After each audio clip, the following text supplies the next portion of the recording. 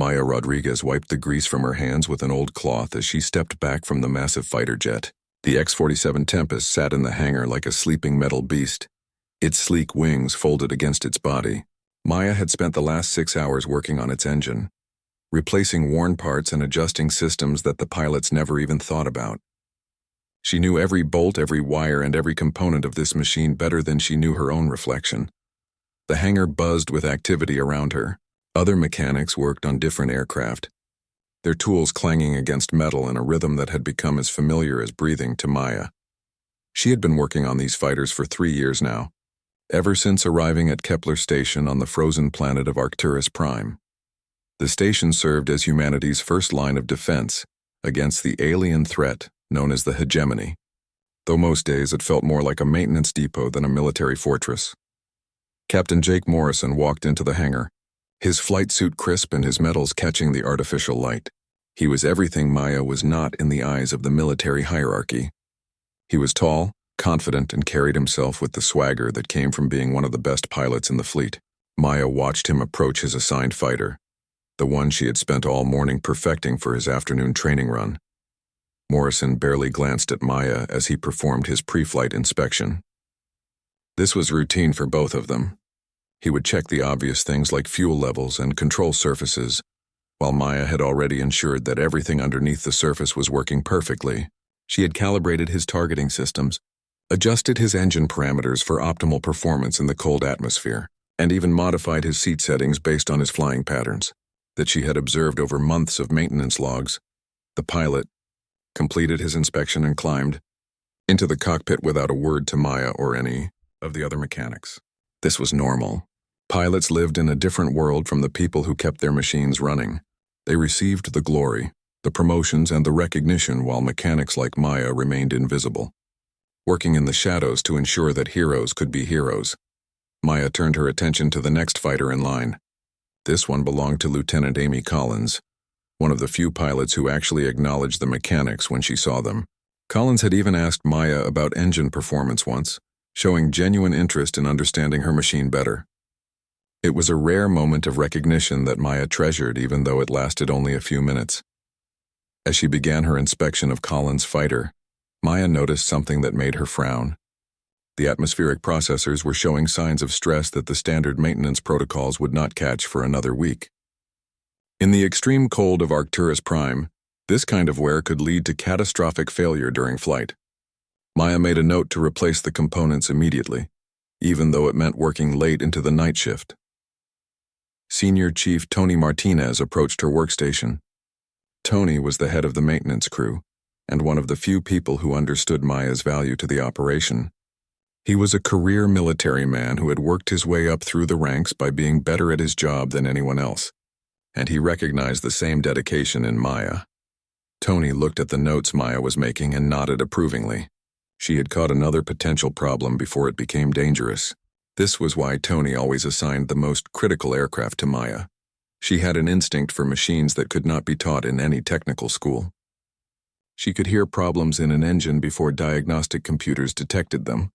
She could feel vibrations that indicated worn parts that still tested within acceptable parameters. The afternoon training mission launched on schedule. Maya watched from the hangar as Morrison, Collins, and 4 other pilots took their fighters into the gray sky of Arcturus Prime. The planet's atmosphere was thick with ice crystals that made visibility challenging on the best days. Today was not one of the best days. Weather reports indicated that a storm system was developing in the northern hemisphere. Though it was still several days away from the station, Maya returned to her work, beginning the process of preparing the fighters for their return. She would need to inspect each aircraft for damage, refuel them, and address any mechanical issues that arose during the flight. This was the cycle that defined her life at Kepler Station. Prepare the machines, send them out, repair them when they returned, and start the process again. As she worked, Maya found herself thinking about the modifications she could make to improve the fighter's performance. She had already implemented several unofficial upgrades that had measurably improved engine efficiency and cold weather reliability. The pilots never knew about these improvements, and the command staff never asked, but Maya kept detailed records of every change and its effects.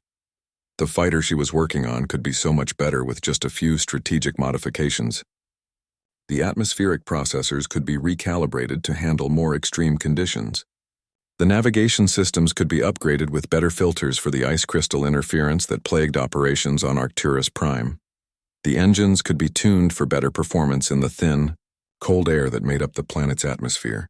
But Maya was just a mechanic. She was not authorized to make major modifications without approval from engineering officers who had never touched an actual aircraft. She was not qualified to suggest improvements to systems that she understood better than their designers. She was invisible in the chain of command that made decisions about the machines she kept running. The training flight returned 2 hours later. Maya watched each fighter land, her experienced eye noting the slight irregularity in Morrison's approach that indicated a minor problem with his left stabilizer. Collins' fighter showed signs of stress around the engine intakes that suggested she had been pushing her machine harder than usual. All of these observations went into Maya's mental catalog of issues to address. As the pilots climbed out of their aircraft and headed to their debriefing, Maya began her post-flight inspections. Each fighter told a story of its mission through the wear patterns on its components, the residue on its surfaces, and the subtle changes in its systems. Maya read these stories better than most people read books. The work continued late into the evening. Maya replaced components, adjusted systems, and made the small improvements that kept the fighters operating at peak efficiency. Other mechanics had gone off duty, but Maya remained in the hangar, ensuring that tomorrow's missions would launch with aircraft that were as perfect as she could make them. As she finally prepared to leave for the night, Maya took one last look at the row of fighters under her care. Tomorrow would bring another day of invisible work, another day of keeping heroes in the sky while remaining unnoticed on the ground. But Maya found satisfaction in knowing that her work mattered, even if no one else recognized it. She turned off the hangar lights and walked toward her quarters, unaware that the storm developing in the northern hemisphere was about to change everything about her quiet, invisible life at Kepler Station. The morning briefing room filled with tension as Chief Meteorologist Danny Walsh displayed the weather data on the main screen. The storm system that had been developing in the northern hemisphere was unlike anything the weather satellites had recorded since the establishment of Kepler Station. The swirling mass of clouds and ice stretched across thousands of kilometers, and its movement patterns defied all normal atmospheric models for Arcturus Prime. Commander Lisa Grant studied the projections with growing concern. As the station commander, she had faced many challenges during her 2 years on this frozen outpost, but nothing quite like this. The storm was not just large, it was intensifying at a rate that suggested it would become a planetary emergency rather than a regional weather event. Danny adjusted the display to show wind speed predictions. The numbers made everyone in the room uncomfortable. Sustained winds of 200 kilometers per hour were expected, with gusts potentially reaching 250. The temperature would drop to minus 60 degrees Celsius, cold enough to freeze exposed skin in less than a minute. Visibility would be reduced to 0 for the duration of the storm, which weather models predicted would last at least 18 hours. Captain Morrison leaned forward in his chair, studying the storm track. As the senior pilot, he understood the implications better than most. No aircraft could operate in those conditions, not even the hardy X-47 Tempest fighters that were designed for extreme weather operations. The storm would ground the entire fleet, leaving Kepler Station completely vulnerable to attack during the weather blackout. Lieutenant Collins raised her hand to ask a question that everyone was thinking. How confident were they in these predictions? Danny had been tracking weather on Arcturus Prime for 4 years, longer than anyone else at the station. His forecasts were usually accurate within a few hours and a few degrees. This time his expression suggested that he wished he could be wrong about what he was seeing. The meteorologist explained that the storm was being driven by unusual atmospheric conditions that occurred only once every few decades on Arcturus Prime.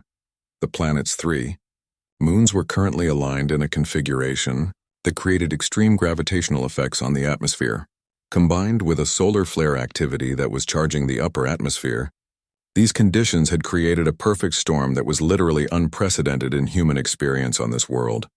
Commander Grant asked the question that everyone feared. How much warning would they have before the storm hit the station? Danny consulted his instruments and calculations before delivering the news that changed everything. The storm would reach Kepler Station in approximately 36 hours. All aircraft operations would need to cease at least 6 hours before the storm arrived, to ensure that no flights were caught in the deteriorating conditions. As the briefing continued, the implications became clear to everyone in the room. For nearly 2 days, Kepler Station would be completely isolated. No supply flights could reach them. No evacuation flights could leave. Most importantly, no defensive patrols could be launched if the hegemony chose this moment to attack. The alien forces had shown themselves to be tactically sophisticated, and they would certainly be monitoring human weather patterns. The meeting was interrupted by an urgent communication from the Deep Space Monitoring Station. Ensign Pete Williams, who was monitoring long-range sensors, had detected movement in the outer system that suggested hegemony forces were indeed preparing for something. The alien ships were maintaining their distance, but their formations indicated they were organizing for a major operation. Commander, Grant felt the weight of command as she realized that humanity's enemies were almost certainly planning to take advantage of the storm. The hegemony had been probing human defenses for months, testing response times and capabilities. They would not miss an opportunity to strike when the human forces were grounded and helpless. The briefing took on new urgency as defensive preparations were discussed. Ground-based weapons could provide some protection, but they were designed to supplement air power, not replace it. The station's shields could withstand a moderate attack, but a sustained assault by multiple hegemony ships would quickly overwhelm their defenses. As the meeting progressed, reports began coming in from other human installations across Arcturus Prime. Outpost Delta 7, a research facility 300 kilometers away, was particularly vulnerable. The small installation housed 30 scientists and support personnel who were conducting critical research on hegemony technology.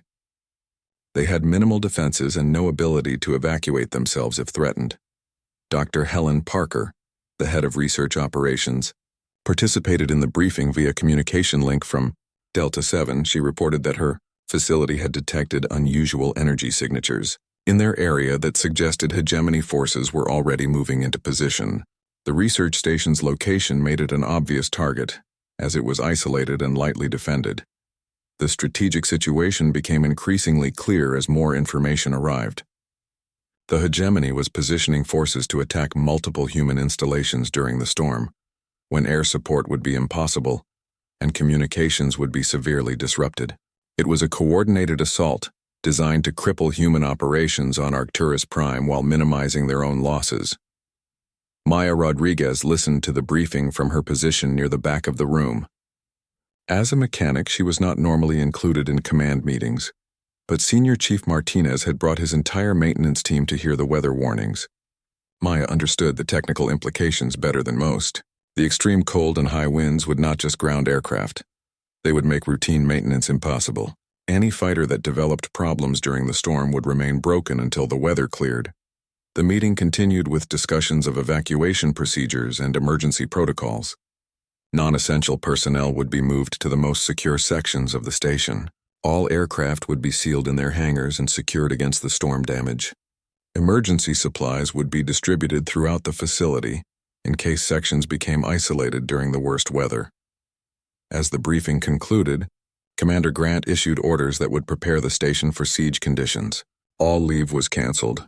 All personnel would remain at their duty stations until the storm passed. Most critically, any missions that could be completed before the storm arrived would be given absolute priority.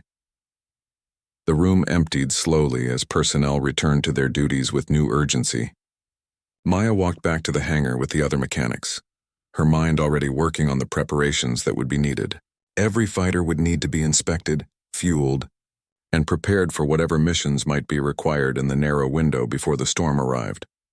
Senior Chief Martinez gathered his team around him as they reached the maintenance bay. The next 30 hours would be the most critical in the history of their operation. Every aircraft had to be perfect, because there would be no second chances once the storm hit.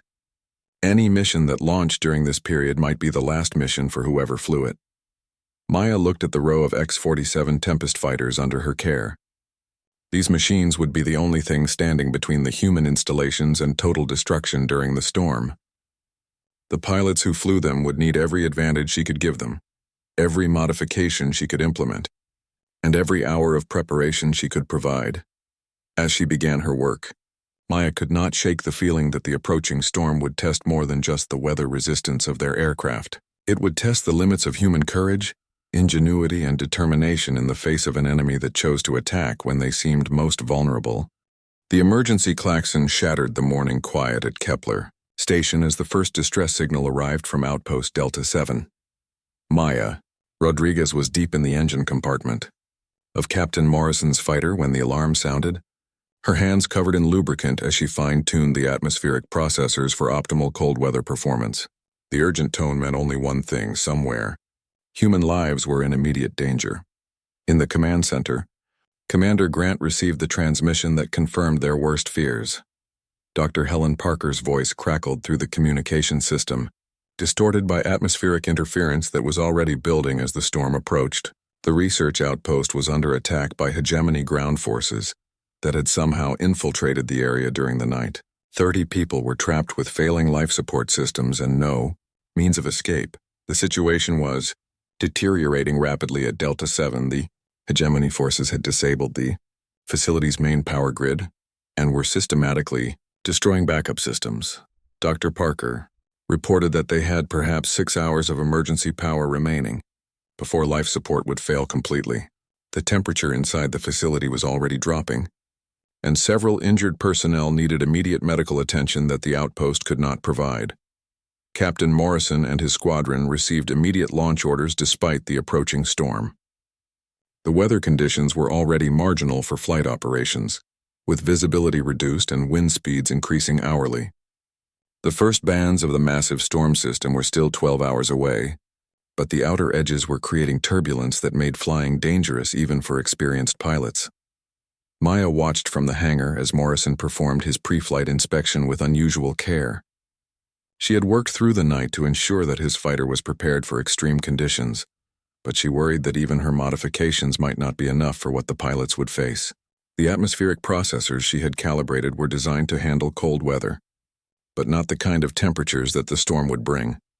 Lieutenant Collins joined Morrison for the mission briefing, along with 4 other pilots who formed the core of the station's defensive squadron. Maya knew each of their aircraft intimately, having spent countless hours ensuring that every system operated at peak efficiency.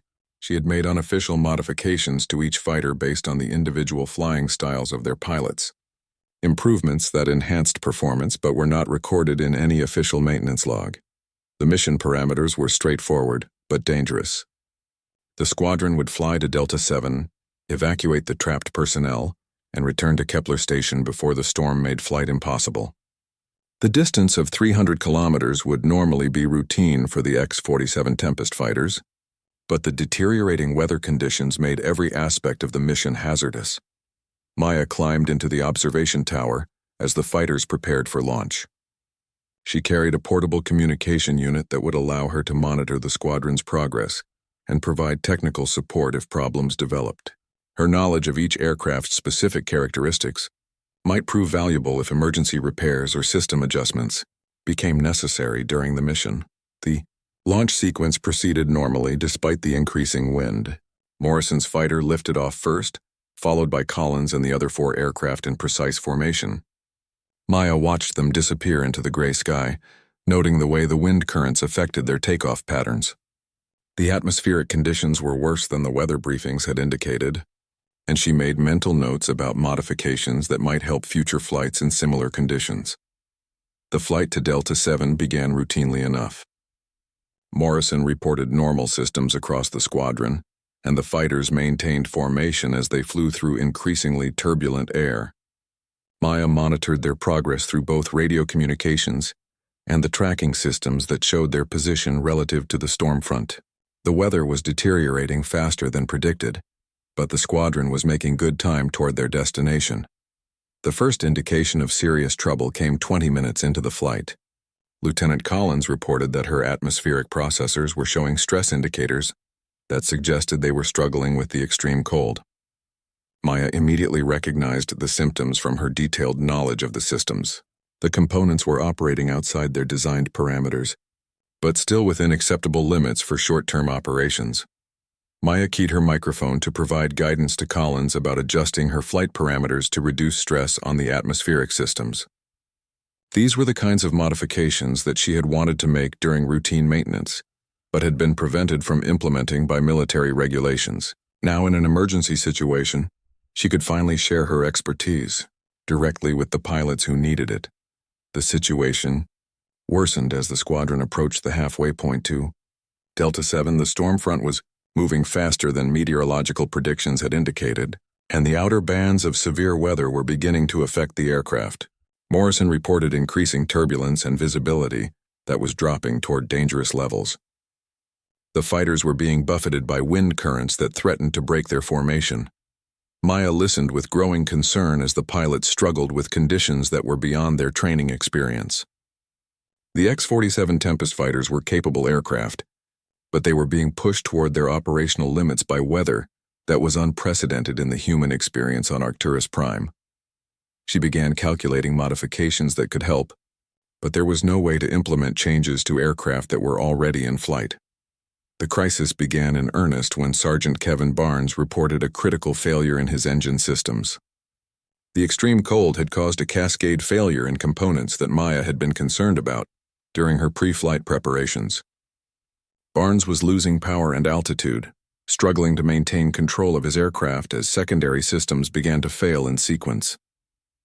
Morrison made the decision to abort the mission and return to base, but it was already too late for Barnes to make the return journey. His fighter was losing power too rapidly, and the increasing storm intensity made emergency landing procedures extremely dangerous. Maya watched the tracking display as Barnes's aircraft began an uncontrolled descent toward the frozen surface of Arcturus Prime. The emergency landing was a controlled crash that Barnes somehow survived. His fighter hit the surface hard but remained intact, though it was clearly beyond repair. Barnes reported that he was alive but injured, with limited emergency supplies and no way to survive in the storm that was approaching his position. The emergency beacon from his aircraft provided a location fix, but rescue would be impossible until the weather cleared. Lieutenant Collins attempted to continue toward Delta 7 on her own, but her atmospheric processors failed completely just 50 kilometers from the research outpost. The same cold weather stress that had affected Barnes's fighter finally overwhelmed her systems, leaving her with partial power and failing life support. Collins managed to turn back toward Kepler Station, but her aircraft was barely controllable. Captain Morrison faced an impossible choice as his squadron disintegrated around him. Barnes was down and possibly dying in the wilderness. Collins was struggling to return with a crippled aircraft.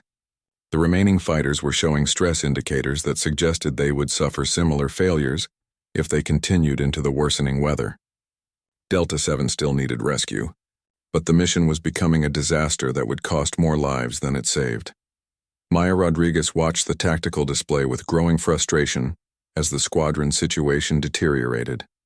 She understood exactly why each aircraft was failing, and she knew what modifications could prevent these problems, but her knowledge was useless. As long as she remained on the ground while trained, pilots struggled with machines that she understood better than anyone else in the military. Mission ended in failure as Morrison ordered the surviving aircraft to return to base. Collins barely made it back, her fighter's landing systems failing just as she reached the runway. 2 other pilots reported significant damage that would require extensive repairs. Barnes remained stranded in the wilderness with a storm approaching that would kill him long before rescue became possible. Most critically, the 30 people trapped at Delta 7 remained in desperate need of rescue. But now there were no operational aircraft available to reach them before the storm made flight impossible. The command center at Kepler Station fell silent as the full scope of the disaster became clear. Commander Grant stared at the tactical display that showed the scattered remains of her pilot squadron and the approaching storm that would make any rescue impossible. Captain Morrison sat in a medical chair, his left arm in a sling from the rough landing his damaged fighter had made. Lieutenant Collins was in the medical bay, suffering from mild hypothermia after her life support systems failed during the return flight. Sergeant Barnes remained stranded in the frozen wilderness, his emergency beacon marking a position that was 50 kilometers from the nearest shelter. His fighter had crashed in a valley that would be completely buried by snow when the storm arrived. The medical team estimated that he had perhaps 8 hours of survival time in his emergency shelter before the extreme cold would overcome his heating systems and protective Equipment. The situation at Outpost. Delta 7 was even more desperate, Dr. Helen. Parker's latest transmission reported that their emergency power was failing faster than anticipated. The hegemony attack had damaged critical systems that were now consuming power at an accelerated rate to maintain basic life support. The 30 people trapped at the research facility had perhaps 4 hours before their shelter became uninhabitable. Maya Rodriguez stood in the back of the command center, listening to the desperate communications and feeling the weight of knowledge that no one seemed to want. She understood exactly why the mission had failed and what could be done to prevent similar failures. More importantly, she knew modifications that could make an X-47 Tempest fighter capable of operating in the extreme conditions that had defeated the experienced pilots. Senior Chief Martinez caught Maya's eye and gestured for her to join him near the maintenance status boards. As the head of the mechanical crew, he understood Maya's capabilities better than anyone else in the command structure. He had watched her solve impossible problems and implement improvements that enhanced aircraft performance beyond their original specifications. Now he saw the same focused expression on her face that appeared whenever she was working through a complex mechanical challenge. The available aircraft status was grim, but not hopeless. 3 X-47 Tempest fighters remained operational, though one required minor repairs that Maya could complete in 2 hours. The other 2 were fully functional and had been modified with Maya's unofficial improvements that enhanced their cold weather performance. However, there were no qualified pilots available to fly them into the storm conditions that had already defeated the squadron's best aviators. Commander, Grant was forced to consider options that violated every standard military protocol. The automated flight systems on the X-47 fighters were sophisticated, but they could not handle the complex navigation required in zero visibility conditions with extreme turbulence. The aircraft needed human pilots who could make split-second decisions and adapt to changing conditions that computer systems could not anticipate. The discussion in the command center focused on the impossibility of the situation. No pilot at Kepler Station had recovered enough from the failed mission to attempt another flight. The storm was approaching too rapidly to request pilot reinforcements from other human installations. The automated systems were inadequate for the mission requirements. Every conventional solution led to the same conclusion. The people at Delta 7 and Sergeant Barnes would die because there was no way to reach them. Maya found herself stepping forward before she had consciously decided to speak. Her voice was steady despite the stares of surprise from the senior officers, who were not accustomed to hearing suggestions from maintenance personnel. She explained that she had logged extensive flight time in the X-47 simulators while testing her mechanical modifications. More importantly, she understood how the fighters would behave in the extreme conditions that had caused the mission failures. The suggestion created immediate controversy in the command center. Maya Rodriguez was a mechanic, not a pilot. She had no formal flight training and no combat experience. Military regulations prohibited unauthorized personnel from operating combat aircraft under any circumstances. The idea of sending a maintenance worker on a rescue mission violated every protocol that governed military operations. Commander Grant found herself caught between regulations and reality. The standard procedures that normally governed her decisions were useless in a situation where following protocol meant accepting the deaths of 33 people. Maya's suggestion was unprecedented, but it was also the only option that offered any hope of success. The alternatives were to watch the radar displays while people died, or to attempt a rescue mission that would cost more lives. Senior Chief Martinez supported Maya's proposal with technical arguments that were difficult to dismiss.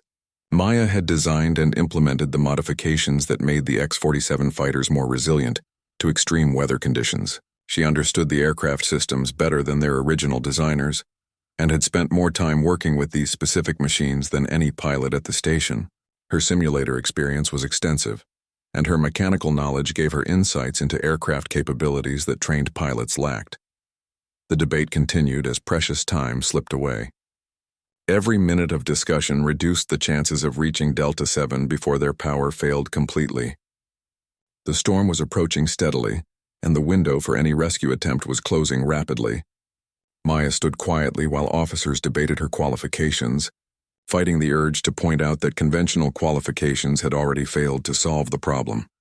Lieutenant Collins, despite her injuries, supported Maya's proposal from her position in the medical bay. Collins had been one of the few pilots who showed interest in understanding her aircraft's mechanical systems, and she had witnessed Maya's expertise firsthand. She argued that technical knowledge might be more valuable than flight experience in the current situation, where the primary challenge was keeping aircraft operational in extreme conditions. Captain Morrison remained skeptical about the proposal, though his objections were based more on military tradition than practical considerations.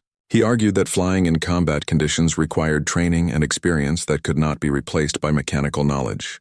However, he was forced to acknowledge that traditional pilot training had proven inadequate for the conditions they now faced.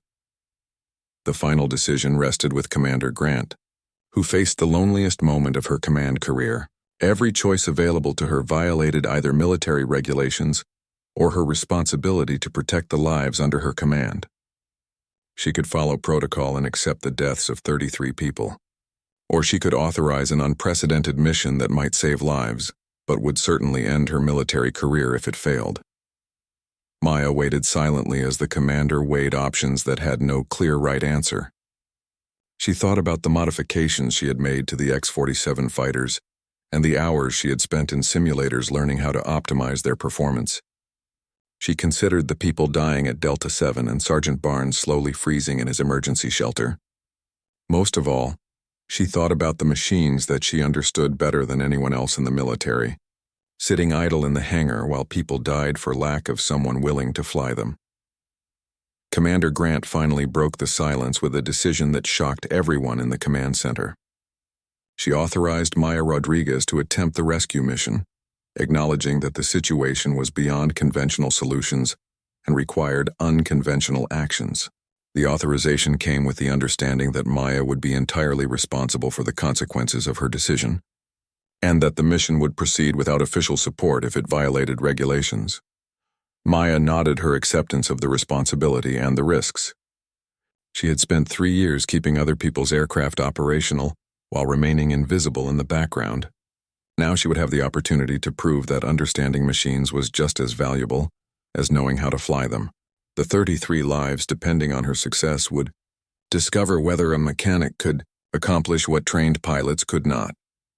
The command center began preparations for a mission that had no precedent in military history, while outside the storm continued its relentless approach toward Kepler Station. Maya Rodriguez walked across the hangar floor toward the X-47 Tempest fighter that would either save 33 lives or become her tomb in the frozen wilderness of Arcturus Prime. The aircraft sat waiting for her like a familiar friend, its sleek lines and folded wings containing modifications that she had designed and implemented over months of careful work. This particular fighter was her masterpiece, containing every improvement she had discovered through trial, error, and intuitive understanding of mechanical systems.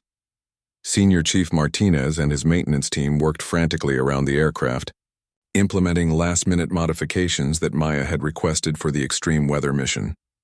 Additional cold weather gear was being installed in the cargo bay, along with emergency medical supplies and portable heating units that might save lives at Delta 7. The fuel tanks were filled to maximum capacity, though Maya had calculated that the extra weight would reduce maneuverability in the turbulent conditions she expected to encounter. Maya climbed into the cockpit with hands that were steadier than she had expected. The controls were familiar from hundreds of hours in flight simulators, but this was the first time she had sat in an actual X-47 while it was prepared for a real mission.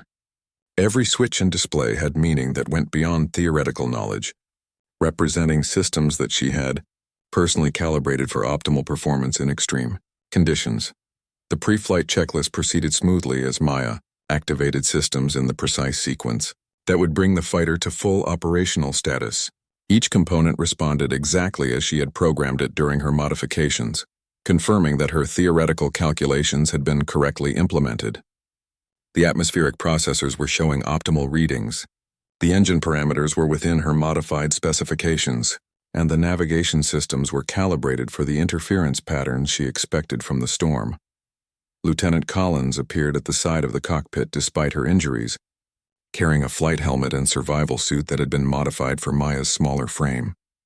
Collins had insisted on personally delivering the equipment, saying that she wanted to ensure that Maya had every advantage possible for a mission that would challenge the limits of both pilot and aircraft. The two women looked at each other with mutual respect that transcended the usual boundaries between pilots and mechanics. Commander Grant's voice crackled through the communication system as she provided final mission parameters from the command center. Maya would fly first to Sergeant Barnes's crash site, where she would attempt to locate his emergency shelter and determine if rescue was possible. If Barnes was alive and could be evacuated, Maya would transport him to Delta 7, where the combined rescue operation would be more efficient than separate missions to each location. The weather briefing was grimmer than anyone wanted to acknowledge. The storm was intensifying faster than predicted, with wind speeds already approaching the limits for safe flight operations. Visibility was deteriorating rapidly, and the temperature was dropping toward levels that would challenge even Maya's modifications. The window for completing the mission was closing, but it had not yet slammed shut. Maya completed her final systems check as the hangar doors opened to reveal the gray, turbulent sky that awaited her. Snow was already falling steadily, and the wind was strong enough to rock the massive fighter as it sat on the runway. These were conditions that had defeated experienced pilots just hours earlier, but Maya felt confident in her understanding of how her modified aircraft would respond to the challenges ahead. The engine startup sequence proceeded flawlessly as Maya brought the X-47's propulsion systems online. The atmospheric processors immediately began adjusting for the cold air intake, while the navigation system started filtering the electromagnetic interference that was building as the storm approached. Every system was performing exactly as Maya had designed it, giving her capabilities that standard aircraft configurations could not match. Senior Chief Martinez spoke to Maya through the communication system one final time before she taxied toward the runway. His voice carried the pride and concern of a mentor sending a student into danger, along with the professional confidence of someone who knew that the aircraft was as perfect as human skill could make it. Maya acknowledged his transmission and began her taxi run toward the takeoff position. The takeoff roll was more challenging than any simulation had prepared her for. The wind caught the fighter and tried to push it sideways off the runway, requiring constant adjustments to maintain heading. Maya could feel the aircraft responding to her controls with the precision that her modifications had provided, but she also understood that she was already operating at the edge of safe flying conditions. The moment of liftoff came sooner than expected as the strong headwind provided additional lift that reduced the required takeoff distance. Maya felt the X-47 leave the ground and enter the turbulent air that surrounded Kepler Station, immediately beginning a climb that would take her above the worst of the surface turbulence. The aircraft bucked and rolled in the unstable air, but it remained controllable despite conditions that had caused problems for the earlier mission. As Maya gained altitude, she could see the storm front approaching like a wall of darkness across the horizon. The massive system stretched from the surface to the upper atmosphere, creating a barrier that seemed impenetrable. Weather displays in her cockpit showed wind speeds and temperature readings that were beyond the design specifications of standard aircraft, but her modifications had been specifically created for these extreme conditions. The flight toward Barnes's crash site required navigation through increasingly hostile weather. Maya flew by instruments as visibility dropped to near zero, relying on her modified navigation systems to maintain course through electromagnetic interference that would have confused standard equipment. The atmospheric processors worked continuously to maintain engine performance as the temperature dropped and the air density changed with each shift in altitude. Maya found herself developing an intuitive understanding of how to fly in the extreme conditions. The simulator training had provided theoretical knowledge, but actual flight in a storm required adaptations that could only be learned through experience. She discovered that the aircraft responded better to gentle control inputs than to the aggressive maneuvers that worked in normal weather. The modified systems gave her feedback that helped her anticipate problems before they became critical. The approach to Barnes's position required flying through a valley that was being scoured by wind currents strong enough to destroy an aircraft. Maya descended carefully through layers of turbulence, using her knowledge of the X-47's structural limits to avoid stress that could cause catastrophic failure. The emergency beacon from Barnes's fighter guided her toward a landing site that was marginal even under the best conditions. Maya spotted the crashed fighter through the swirling snow, its broken form a reminder of what could happen when aircraft were pushed beyond their capabilities. Barnes' emergency shelter was visible nearby, a small orange dome that provided the only sign of life in the desolate landscape. Maya circled the area once to assess landing conditions, noting that the valley floor was rough but possibly suitable for a careful approach. The landing approach was the most challenging flying Maya had ever attempted. Wind shears tried to slam the fighter into the valley walls, while downdrafts threatened to force it into the ground before reaching the makeshift runway. Maya used every modification she had made to the X-47's control systems, along with flying instincts she did not know she possessed, to bring the aircraft down safely near Barnes's position. As Maya shut down the engines and prepared to leave the cockpit, she realized that the easy part of her mission was over.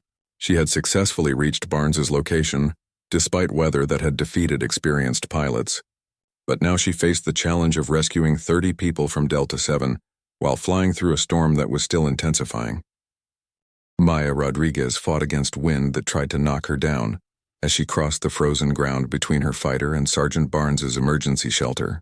The temperature had dropped so far that her breath formed ice crystals that fell to the ground like tiny diamonds.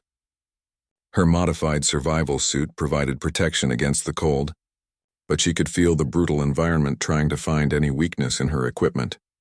The emergency shelter was partially buried in snow that had accumulated around its base, creating a small drift that would soon grow into a mountain as the storm intensified. Maya reached the entrance and activated the communication system that would allow her to speak with Barnes without opening the shelter and letting precious heat escape into the deadly cold outside. Barnes responded immediately to her transmission, his voice weak but alert. He had suffered injuries during the crash that limited his mobility, but he was conscious and able to move with assistance. The emergency shelter's heating system was failing as expected, and Barnes estimated that he had perhaps 2 hours of warmth remaining before hypothermia would begin to affect his ability to function effectively. Maya quickly assessed the rescue options available to her. Barnes could not walk the distance to her fighter without assistance, and the weather conditions made it dangerous for either of them to spend time exposed to the elements. She would need to move her aircraft closer to the shelter, a maneuver that was risky but necessary given Barnes's condition and the limited time available. The X-47 Tempest fighter was not designed for ground operations in rough terrain, but Maya's modifications had strengthened the landing gear and improved the aircraft's stability during low-speed maneuvering. She started the engines and carefully moved the fighter across the uneven valley floor, using techniques that no flight manual had ever described.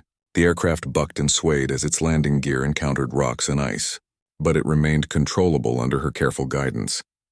Maya positioned the fighter as close to Barnes's shelter as the terrain allowed, then shut down the engines and opened the cargo bay to create a loading area, protected from the worst of the wind. The emergency medical supplies and heating equipment that her maintenance team had loaded would be essential for keeping Barnes alive during the flight to Delta 7, assuming they could complete the rescue before his injuries overwhelmed his remaining strength. The transfer of Barnes from his shelter to the fighter required careful coordination in conditions that made every movement dangerous. Maya activated portable heating units to create a warm corridor between the shelter and the aircraft, but the wind kept trying to disperse the heated air and expose them to temperatures that could cause frostbite in minutes. Barnes proved to be tougher than his injuries suggested. Despite a broken leg and probable internal damage from the crash, he managed to move from his shelter to the fighter with only minimal assistance from Maya. His pilot training had prepared him for emergency situations, and he understood the urgency of their departure better than anyone else. Involved in the operation, Maya secured Barnes in the passenger compartment and activated the medical monitoring systems that would track his condition during the flight to Delta 7. The portable heating units were arranged around him to maintain body temperature, while automated medical systems began treating his injuries with supplies that had been hastily loaded during the mission preparation. Barnes would survive the flight if they could reach Delta 7 quickly enough. The takeoff from the valley proved even more challenging than the landing had been. The wind had shifted and intensified while Maya was on the ground, creating downdrafts that threatened to slam the heavily loaded fighter back into the terrain. Maya used every modification she had made to the X-47's engines and control systems, coaxing maximum performance from components that were operating at the edge of their design specifications. The climb out of the valley required flying through wind shears that would have destroyed a standard aircraft configuration. Maya's modifications provided the strength and stability needed to survive the turbulence, but she could feel the fighter being pushed toward its structural limits by forces that seemed determined to tear it apart. Barnes remained conscious throughout the violent ascent, providing encouragement and technical assistance despite his injuries. As they gained altitude and escaped the worst of the valley turbulence, Maya began the flight toward Delta 7 through weather that was steadily deteriorating. The storm was now only hours away from reaching full intensity, and the conditions were already worse than anything the X-47 had been designed to handle. Visibility was essentially zero, forcing Maya to rely entirely on her modified navigation systems and instrument flying skills. The journey to Delta 7 became a test of endurance for both pilot and aircraft. Maya flew through continuous turbulence that made it impossible to maintain a steady course or altitude. The atmospheric processors worked constantly to maintain engine performance as the air temperature and density changed with each shift in the storm patterns. Barnes monitored the aircraft systems from his position in the passenger compartment, providing technical support that proved invaluable when minor problems developed. Halfway to Delta 7, Maya encountered the first hegemony patrol ships that had been using the storm as cover for their operations. The alien vessels were struggling with the same weather conditions that challenged Maya's fighter, but their advanced technology gave them capabilities that human aircraft normally could not match. However, Maya's modifications had created an aircraft that was uniquely suited to the extreme environment. The engagement with the hegemony patrol ships became unlike any combat that had been recorded in human military history. Maya used the storm itself as both weapon and shield, appearing and disappearing in the swirling snow to strike at enemy ships that could not adapt to the conditions. Her intimate knowledge of the X-47's capabilities allowed her to push the aircraft beyond its normal operational limits while maintaining control that seemed impossible under the circumstances. The alien ships had superior firepower and shielding, but they were designed for operations in stable atmospheric conditions. Maya's fighter moved through the storm like it belonged there, using the turbulence and limited visibility to attack from unexpected directions. She destroyed 2 patrol ships before the remaining aliens realized they were facing an opponent who had turned the hostile environment into an advantage. The final approach to Delta 7 required flying through the most intense weather Maya had yet encountered. The storm front was beginning to reach the research outpost, bringing winds that exceeded the design specifications of any atmospheric aircraft. Maya descended through layers of turbulence that tried to tear her fighter apart, relying on modifications that provided just enough additional strength to survive forces that would have destroyed a standard configuration. Maya spotted the research facility through the driving snow, its buildings partially obscured by drifts that were building around the structures. The emergency landing strip was barely visible, covered by snow and ice that would make any landing attempt extremely dangerous. However, the facility's emergency power was clearly failing, as evidenced by the dim lighting that flickered through the storm. The landing approach to Delta 7 required flying, skills that combined everything Maya had learned about her aircraft with instincts that seemed to come from somewhere beyond conscious thought. She brought the X-47 down through wind shears and downdrafts that threatened to slam it into the ground, using modifications that provided the control authority needed to maintain approach angle and airspeed under impossible conditions. As Maya shut down the engines and prepared for the most critical phase of her mission, she realized that reaching Delta 7 was only the beginning of the challenge she faced. 30 people were trapped inside the failing facility, and she had to find a way to evacuate them using an aircraft that was designed to carry a maximum of 4 passengers. The storm was reaching full intensity, and time was running out for everyone involved in the desperate rescue operation. Maya Rodriguez struggled against the hurricane-force winds as she made her way from the fighter to the main entrance of Delta 7 research facility. The storm had reached full intensity, transforming the landscape into a howling wilderness of ice and snow that seemed determined to destroy anything that dared to move across its surface. Her modified survival suit provided protection against the deadly cold, but she could feel the brutal environment testing every seal and heating element. Dr. Helen Parker met Maya at the facility's airlock. her face showing relief mixed with disbelief that anyone had managed to reach them through the storm. The research facility was in worse condition than the radio transmissions had indicated, with ice forming on the interior walls as the failing heating systems struggled to maintain life support. Emergency lighting cast eerie shadows through corridors where 30 people waited for rescue that many had believed would never come. The situation inside Delta 7 was desperate but organized. Dr. Parker had prepared the personnel for evacuation, gathering essential research data and personal items while rationing the remaining emergency power to extend life support as long as possible. Captain Nick Sullivan, the facility's military liaison, had organized the civilians into groups that could be efficiently moved to the rescue aircraft when the time came. Maya quickly assessed the evacuation challenge that faced her. The X-47 Tempest fighter was designed to carry a maximum of 4 passengers under normal conditions, but 30 people needed to be transported to safety before the facility's life support failed completely. However, Maya had anticipated this problem and had prepared modifications that would allow multiple evacuation flights, assuming the aircraft could survive repeated takeoffs and landings in the extreme weather. The first group of evacuees consisted of the most seriously injured personnel and those with critical medical conditions that could not survive extended exposure to the cold. Maya worked with Dr. Parker and Captain Sullivan to select 8 people who would fit into the modified passenger compartment along with Sergeant Barnes, who remained stable but needed continued medical attention during the return journey to Kepler Station. The loading process required careful coordination as each person was equipped with emergency heating packs and secured in positions that would protect them during the violent flight through the storm.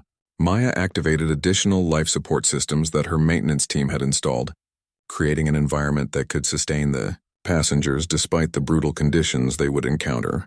During the evacuation flight, the first takeoff from Delta 7 proved even more challenging than Maya had anticipated. The storm had intensified beyond all previous measurements, with winds that exceeded 300 kilometers per hour and visibility that was absolutely zero. Maya relied entirely on her modified instruments and intuitive understanding of her aircraft as she lifted off into conditions that no human pilot had ever survived. The flight back to Kepler Station became a battle between human engineering and natural forces that seemed determined to destroy anything that challenged their dominance. Maya's fighter bucked and rolled through turbulence that would have torn apart a standard aircraft, while her passengers endured acceleration forces that tested the limits of human endurance. The atmospheric processors worked beyond their design specifications to maintain engine power in air that was more ice than atmosphere. Maya landed at Kepler Station after a flight that seemed to last hours but actually took only 45 minutes. The emergency medical team was waiting to receive the injured evacuees, while Maya's maintenance crew immediately began preparing the fighter for another mission into the storm. Senior Chief Martinez reported that the aircraft had sustained minor damage from the extreme conditions, but nothing that would prevent additional flights. The second evacuation flight departed Kepler Station with portable shelter equipment and emergency heating units that would protect the remaining personnel at Delta 7, while Maya made multiple trips to evacuate everyone. The research facility's power had failed completely during her absence, but the portable equipment would provide enough life support to keep people alive for several more hours. Maya's second approach to Delta 7 required flying through weather that had deteriorated even further during her absence. The storm was now a planetary emergency that was affecting atmospheric conditions across the entire hemisphere. Navigation was impossible except through instruments, and even her modified systems were struggling to maintain accurate position information through the electromagnetic interference. The second group of evacuees included Dr. Parker and the essential research personnel who carried critical data about hegemony technology. Maya loaded 12 people into the fighter, pushing the aircraft beyond its passenger capacity, but within the structural limits that her modifications had provided. The additional weight would make flying more difficult, but the alternative was leaving people to die in the frozen facility. The return flight to Kepler Station proved that Maya's understanding of her aircraft was becoming almost supernatural in its precision. She compensated for the additional passenger load by adjusting flight parameters in ways that no manual had ever described, using modifications that provided capabilities the original designers had never intended. The fighter responded to her control inputs as if it understood the desperate nature of their mission. Maya completed 3 more evacuation flights as the storm reached intensities that defied measurement. Each trip through the hurricane-force winds pushed both pilot and aircraft closer to their breaking points, but Maya's modifications continued to provide the reliability and performance needed to save lives. The X-47 Tempest fighter was operating far beyond its design specifications, held together by engineering improvements and pilot skill that complemented each other perfectly. The final evacuation flight carried the last 8 people from Delta 7, including Captain Sullivan and the facility's support staff, who had remained behind to ensure that everyone else escaped safely. Maya's fighter was showing signs of stress from the repeated flights through extreme conditions, but the aircraft systems remained functional despite damage that would have grounded any standard configuration. As Maya lifted off from Delta 7 for the last time, she could see through her instruments that the research facility was already being buried by snowdrifts that would soon cover the buildings completely. The storm would continue for another 12 hours, transforming the landscape into an Arctic wasteland where nothing could survive without shelter. The 30 people she had rescued would have died within hours. If the evacuation had been delayed, the final approach to Kepler Station required flying through the worst weather conditions that Maya had encountered during any of her flights. The storm was reaching its peak intensity, with winds that seemed determined to prevent her from completing the rescue mission that had already saved 32 lives. Maya used every modification she had made to the X-47, along with flying skills that had developed through necessity and intuition, to bring the aircraft home safely. Maya landed at Kepler Station as the storm reached its full fury, transforming the base into an island of civilization, surrounded by natural forces that could destroy anything that ventured into the frozen wilderness.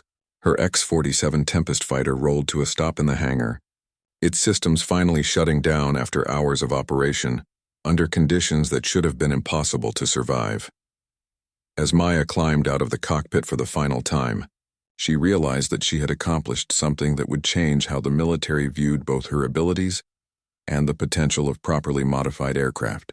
She had proven that understanding machines was just as valuable as knowing how to fly them, and that sometimes the person who builds the equipment knows better than anyone else how to use it when everything depends on getting it right. The 32 people she had rescued were alive because a mechanic had been willing to pilot her own creation through conditions that defeated experienced pilots, proving that heroism could come from the most unexpected places when lives depended on someone having the courage to try.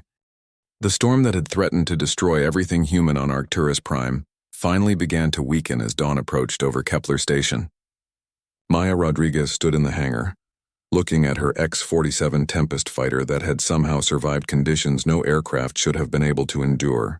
The machine showed obvious signs of stress from the multiple flights through hurricane-force winds and sub-zero temperatures.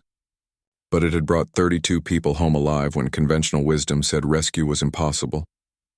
Senior Chief Martinez approached Maya with a smile that combined pride, amazement, and professional satisfaction. His maintenance team had performed a preliminary inspection of the fighter, documenting damage that would have destroyed any standard aircraft configuration. Maya's modifications had not only enabled the rescue mission, they had proven that her understanding of mechanical systems could push equipment far beyond its original design specifications. Commander Grant entered the hangar, followed by the base engineering staff and several officers who wanted to understand how a mechanic had accomplished what trained pilots could not. The debriefing would require detailed analysis of every modification Maya had made to the aircraft, along with documentation of the flying techniques she had developed during the rescue mission. Her innovations would become part of official military knowledge, improving the capabilities of future aircraft and pilots. Captain Morrison joined the group, his arm still in a sling from his rough landing during the failed rescue attempt. He had initially been skeptical about allowing a mechanic to pilot a combat aircraft, but Maya's success had forced him to reconsider his assumptions about the relationship between technical knowledge and flying ability.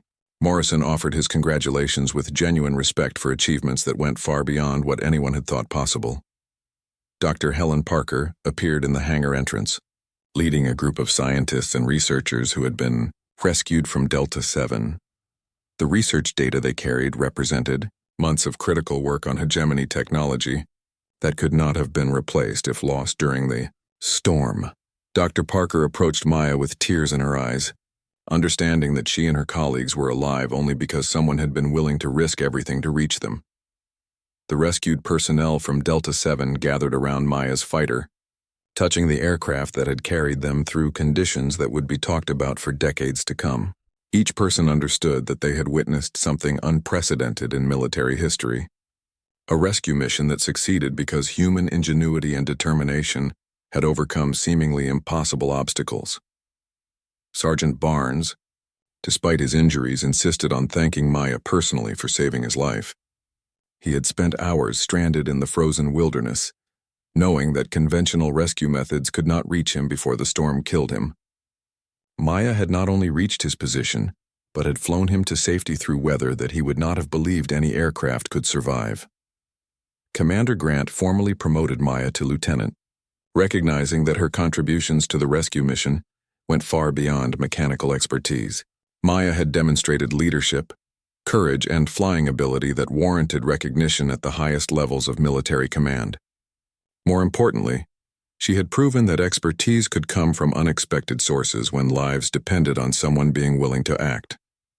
The promotion ceremony was brief, but meaningful, taking place in the hangar surrounded by the aircraft that Maya knew better than anyone else in the military. Lieutenant Collins, despite her injuries from the failed rescue attempt, insisted on participating in the ceremony to show her support for Maya's achievements.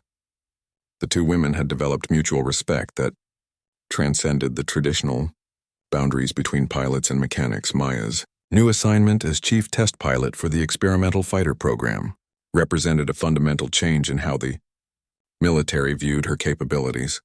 She would work with her former maintenance team to develop new modifications and improvements for the X-47 Tempest fighters, combining her mechanical expertise with the flying experience she had gained during the rescue mission. The experimental fighter program would allow Maya to implement modifications that had previously been considered too radical for official approval.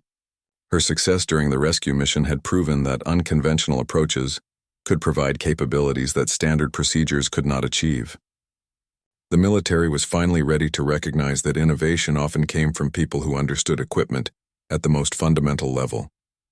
Senior Chief Martinez was assigned as Maya's ground crew chief, ensuring that the team that had maintained her aircraft would continue to support her flying operations.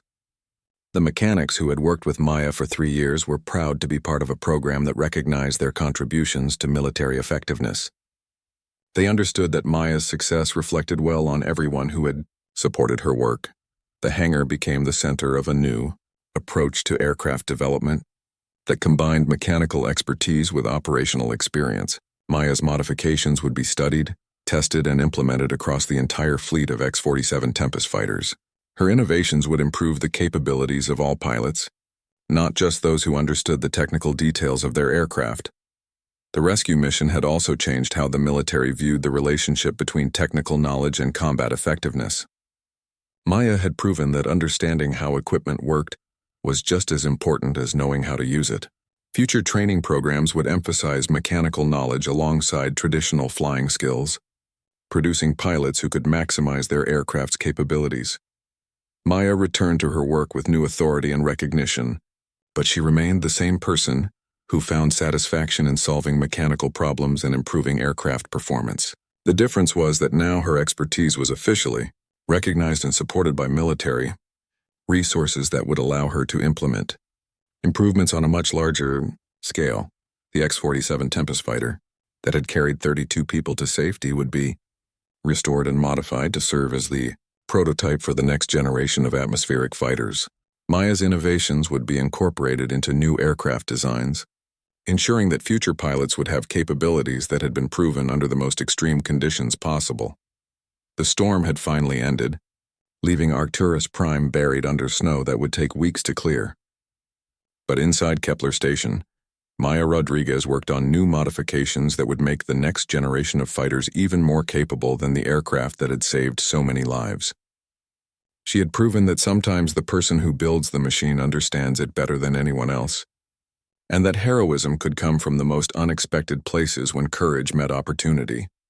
Maya's story would become legend throughout the human military, inspiring mechanics and pilots alike to push beyond conventional limitations when lives depended on their success. She had shown that expertise, determination, and willingness to risk everything for others could overcome obstacles that seemed impossible to defeat. Most importantly, she had proven that being underestimated was sometimes the greatest advantage of all, because it allowed someone to accomplish things that no one else believed were possible.